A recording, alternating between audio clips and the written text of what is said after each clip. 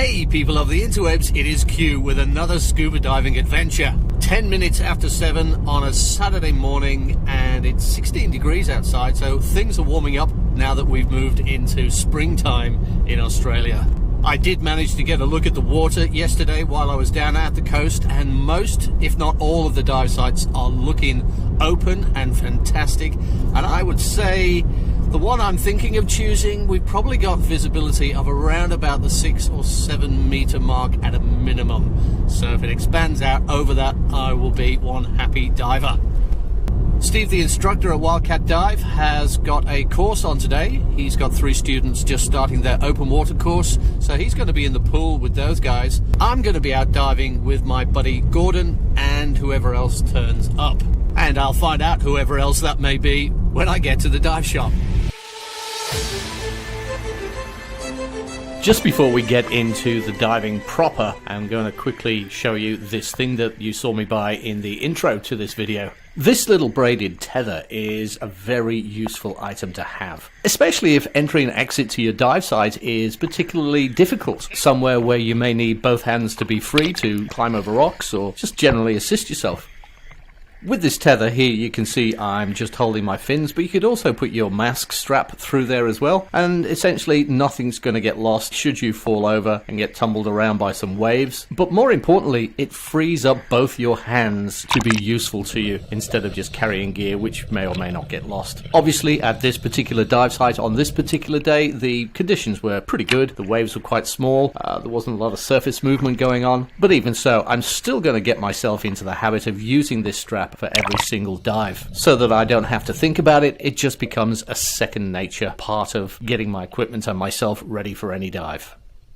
I'll be going into more detail about this tether and its construction in a video that I'm planning to release shortly with my top 5 ideas for Christmas gift ideas for the scuba diver in your life. Some of them are going to be relatively inexpensive, some of them are going to be mid-range expensive, but nothing's going to be outrageously expensive. Anyway, moving on to the dive. As it turned out, it was just Gordon and I out in the water this particular day. We did a surface swim out for about 100 meters, but it just didn't seem to be getting any deeper. So we decided to drop down into relatively shallow water. Here you can see I'm dropping into 3.5 meters, which is just 11.5 feet.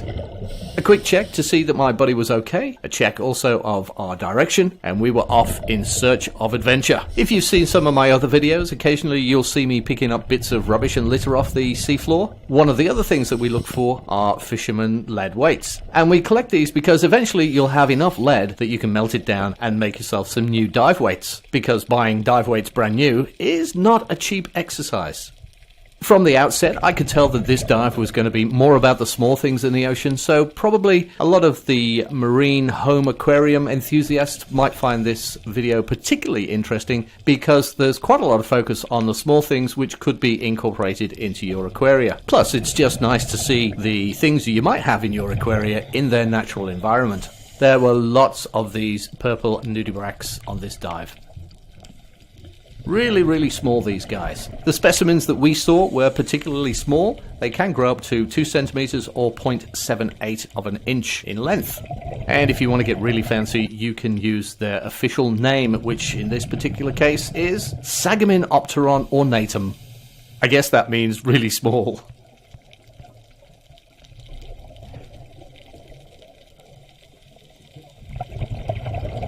I did say that the slant of this video was aimed more towards the marine aquarist, so you are getting a lot of focus on the different types of hard and soft corals that I see. Also, if this is the first time of viewing my channel, I'm not using my finger to point out what we're meant to be looking at. I'm actually using my finger as a point of reference so you can see the relative size of the objects that I'm filming.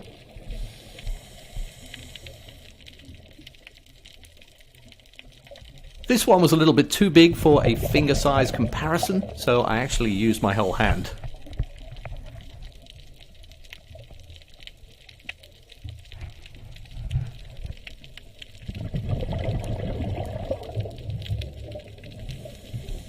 This little guy is a common cleanerfish, and they occupy a very unique place in the fishy world.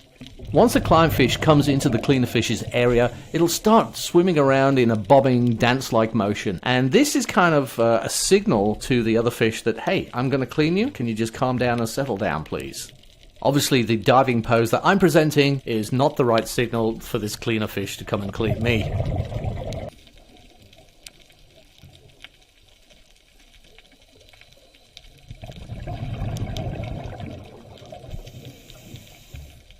Most of the fish we did see on this dive were juvenile reef fish of lots of different species and varieties.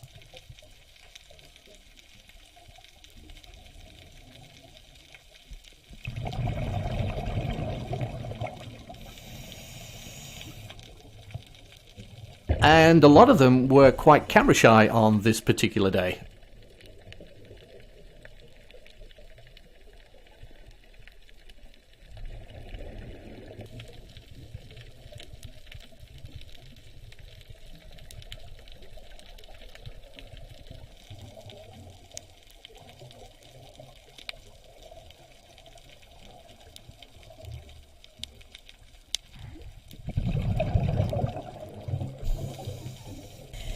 I'm not even going to attempt to say the name of this particular species of nudibranch. Suffice to say, this is one of the most common types of nudibranch you will see on a dive in southeast Queensland.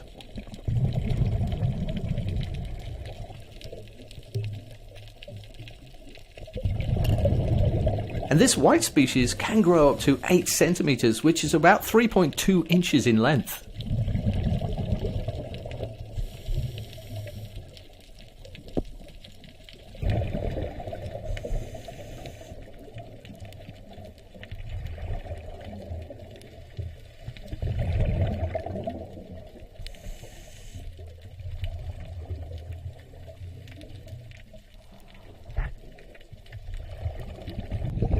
Once my dive buddy let me know that he was at 100 bar of air, I told him to wait down below with the flag while I went to the surface just to get a final heading on our exit point.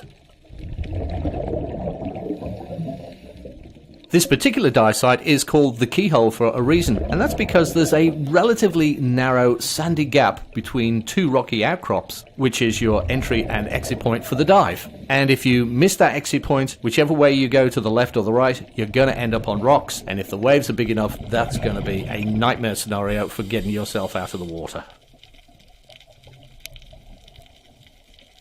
With our exit point sighted and a heading taken, I dropped back down and indicated to my dive buddy the direction we were going to move off.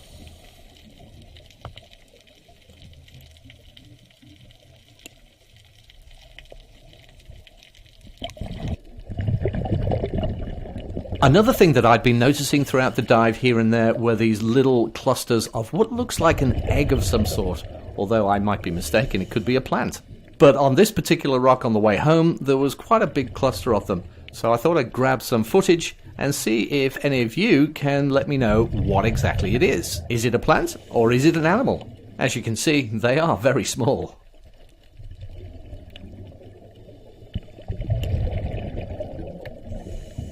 The diving around Caloundra is mostly on a rocky sort of seabed, although there are large patches of sand to be had in some locations. But here you can see that the sand is not particularly thick and the wave action has exposed the rock underneath, presenting this beautiful pattern.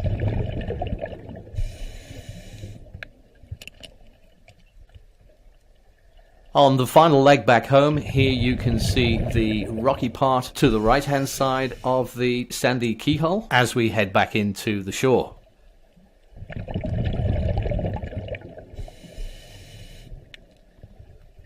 I have to say this was a very welcoming sight because I have had a couple of dives here where I've missed this exit point and it's not been very pleasant or comfortable trying to get out over the rock structure.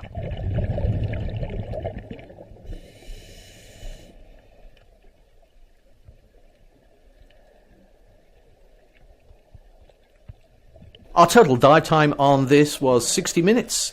Our maximum depth was 7 meters, which is 23 feet. The water temperature was quite a nice 21 degrees centigrade, which is 70 degrees Fahrenheit, and the visibility was around about 7 meters or 23 feet.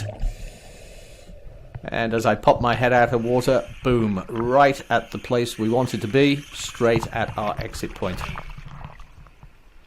A beautiful day and a beautiful dive. I think it was amazing this parallel, the bridges. Yeah, well that's why I knew we'd hit the keyhole. Yeah. And I'm thinking, okay, it's all plain sailing from here. Take it to the top. Yeah! Well, you can see the current running on top here. Because you've got all that big water coming in on the waves onto that really shallow bit there. It's got nowhere else to run, it's got to run this way. If you've enjoyed this scuba diving adventure with Q, please subscribe to the YouTube channel and leave a like. And if you have any questions, or you can answer a question that I've asked during this video, please leave something in the comments section, and as soon as I see it, I'll get back to you. Thanks for watching, and take it easy.